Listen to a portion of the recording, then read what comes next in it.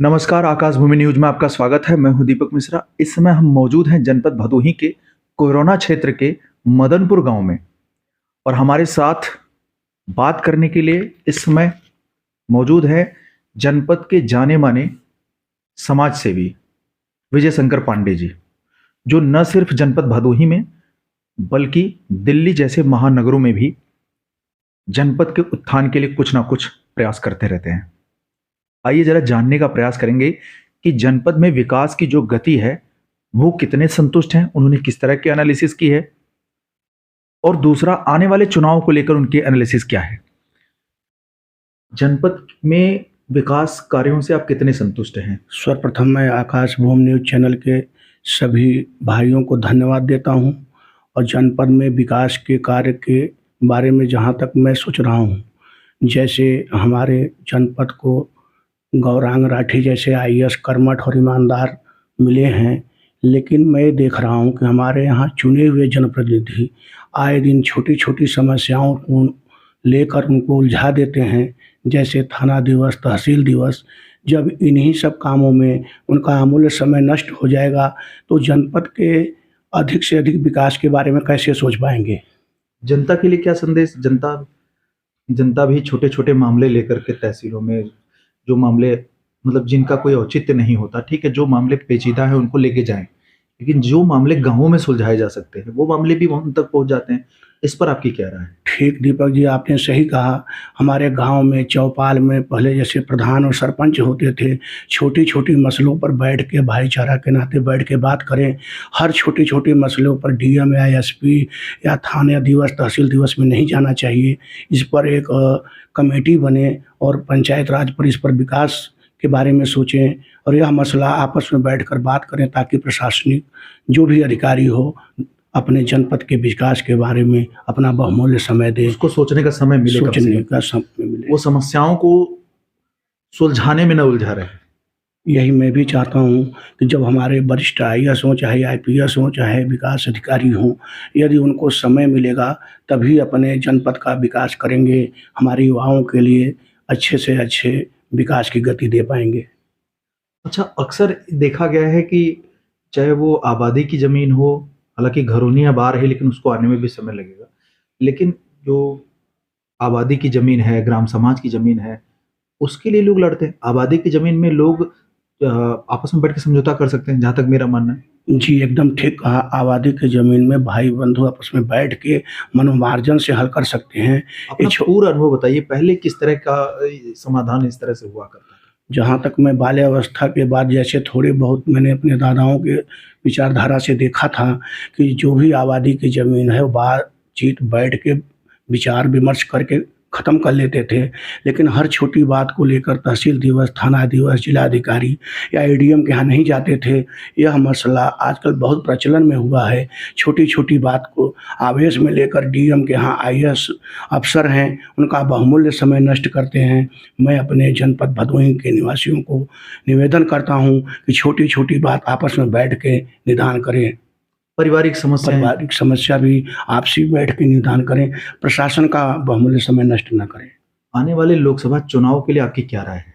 आने वाले चुनाव के लिए जहाँ तक मेरा निजी राय है कि जनपद में बहुत प्रतिभावान नेता हैं, कर्मठ हैं, ईमानदार हैं, लेकिन किसी भी संगठन के लोग, चाहे वो आला कमान के नेता, जब जनपद के बाहरी नेताओं को देते हैं, हमारे युवाओं के अंदर एक आक्रोश पैदा होता है। जैसे क्षेत्रीय नेता हों, चाहे वो विधायक हों, चाहे सांसद हों, वो हमारे क्षेत्र में रात बिरात किसी भी समय सुलभ रहेंगे। बाहरी नेता अगर हैं, वो अपने जनपद से दूर रहते हैं, उनसे हर समस्या को ले जाने में भी कठिन है, कहने में भी कठिन है, सब लोग उनसे मिल भी नहीं पाते हैं। मैं तो यही निवेदन करूंगा आलाकमान संगठन से कि जनपद के युवा नेता प्रतिभावान, ईमानदार, चाहे सांसद हो, विधायक हो, उनको सभी प्रतिनिधि को जनपद के चुने। ऐसा हमारे युवाओं का भी मत रहेगा। आप जनता के बीच जाते रहते हैं और अक्सर एनालिसिस करते रहते हैं कि जनता क्या चाहती है। इस बार भदोही की जनता क्या चाहती है? भदोही की जनता चाहती है इस बार जनपद के कर्मठ नेता, ईमानदार और युवा नेता आएँ, ताकि जनपद का सर्वांगीण विकास हो और चौमुखी विकास हो। मतलब बाहरी नेता को इस बार बाहरी नेता हमारे जनपद के लोगों को पसंद नहीं है। यह हर युवा के मन में है। मैं नहीं कह रहा हूँ, पूरा भदोही जनपद कह रहा है। हमारे जनपद में अच्छे-अच्छे नेता का भंडार है, लेकिन पता नहीं क्यों बाहरी नेताओं का इतना लोग बोलबाला कर देते हैं। हमें जहाँ तक व्यक्तिगत राय है, हमें नहीं पसंद है। विकसित भारत संकल्प यात्रा अभी अ, सरकार की तरफ से निकाली गई, गांव-गांव योजनाओं की जानकारी दी गई। इससे कितने संतुष्ट हैं आप? मैं ये विकसित भारत संकल्प यात्रा से बहुत संतुष्ट हूँ और इसमें काफ़ी लोग जागरूक हुए हैं। हर आम जनमानस में जागरूकता फैली। यह केंद्र के द्वारा सरकार, हमारे विश्व के नेता, भारत के यशस्वी प्रधानमंत्री नरेंद्र मोदी जी का जो यह संकल्प है, यह बहुत अच्छा है और सुंदर है और जागरूकता के अभियान की गति से भी ठीक है।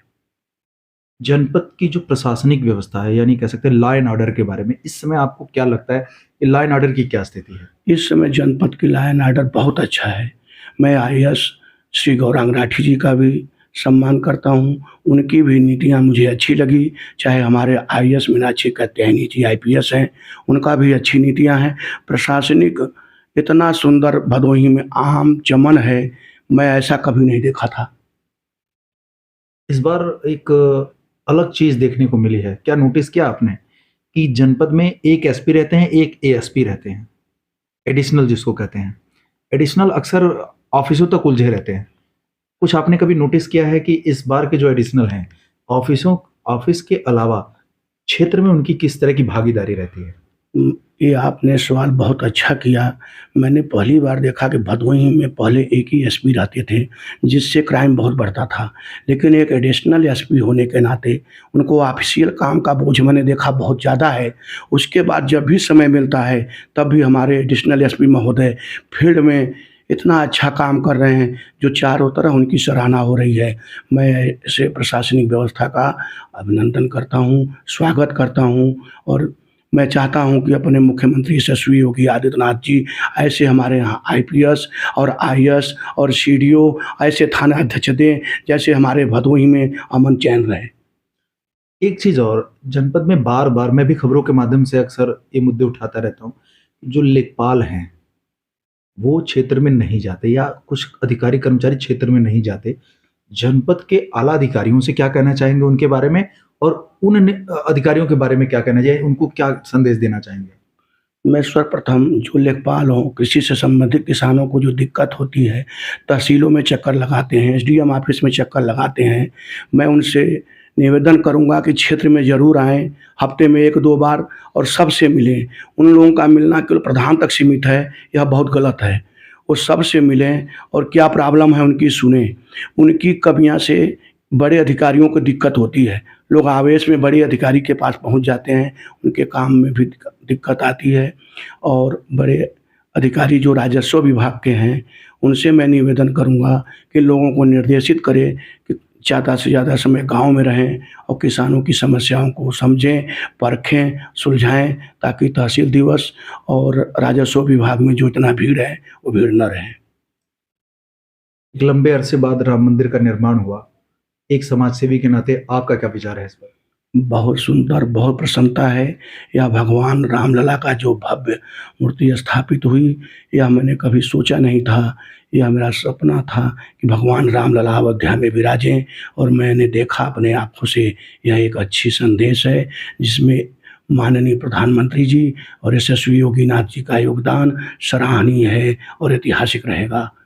एक बात निकल के सामने आई कि जहां एक तरफ धार्मिक और सांस्कृतिक दृष्टि से राम मंदिर निर्माण भारत के लिए मजबूती प्रदान करता है, वहीं दूसरी तरफ एक चीज और देखी गई है कि लोगों का कहना है कि एक जो कम्युनल राइट होता था, जो लोग एक उलझे रहते थे राम मंदिर के नाम पर, अब लोग उसमें उलझेंगे नहीं और देश तरक्की करेगा।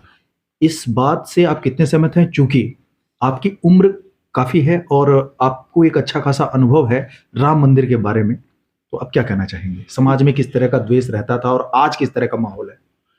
सर्वप्रथम मैं ये कहना चाहता हूँ कि भगवान राम मंदिर से नेतागण, चाहे विधानसभा हो, चाहे राज्यसभा हो, चाहे लोकसभा हो, ये बहुमूल्य समय नष्ट होता था।